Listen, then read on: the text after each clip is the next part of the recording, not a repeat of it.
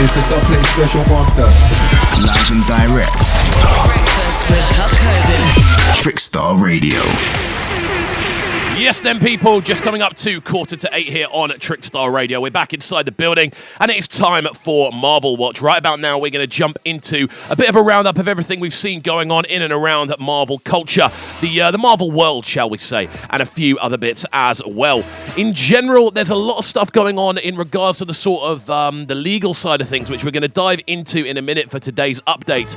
But something quite interesting I'm seeing is there's a lot of moves towards the gaming side of things. So when we look through a couple of the more recent additions and bits of news that we've seen floating around, there's a lot of stuff regarding gaming. So a newly leaked photo has revealed skins for Tom Hardy's inspired Eddie Brock and Venom, which are likely to be appearing in the Fortnite game following Venom Let There Be Carnage's launch. As well as that, we've already seen that Carnage is very much involved in the game. We have also seen there are lots of rumors floating around the internet in general of a new multiplayer Marvel game which is said to be launching next year from what we can see. This is very interesting indeed. In general, Marvel games outside of the Spider-Man series seem to have not gone down that well, I've got to say.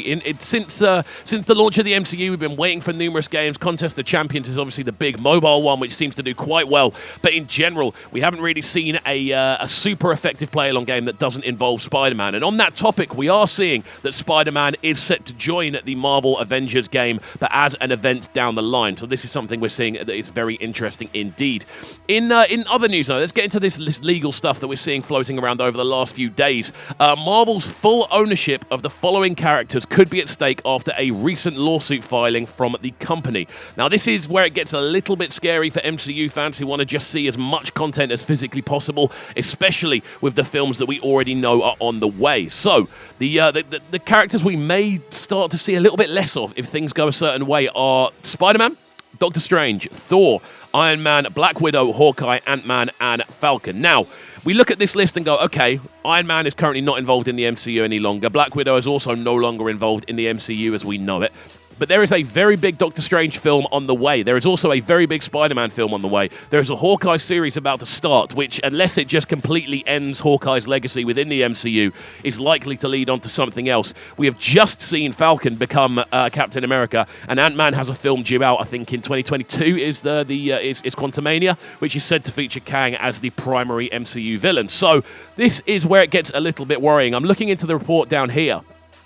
Because this is primarily stemming out of, from what we can see, the fact that Disney doesn't seem to be paying the original creators much at all for their most famous characters. A great example of this is, of course, Bucky Barnes. However, it's been revealed that it is either given a measly $5,000 check to the creators, or they have not been paid at all. The estate of Jack Kirby, obviously famed comic book artist, writer, and editor for Marvel, had similar issues and sued Marvel to terminate copyrights and gain profits from Kirby's comic creations. 4 years later, both parties settled out of court before it reached the United States Supreme Court. So, this seems to be a constant thing we're seeing now, especially between...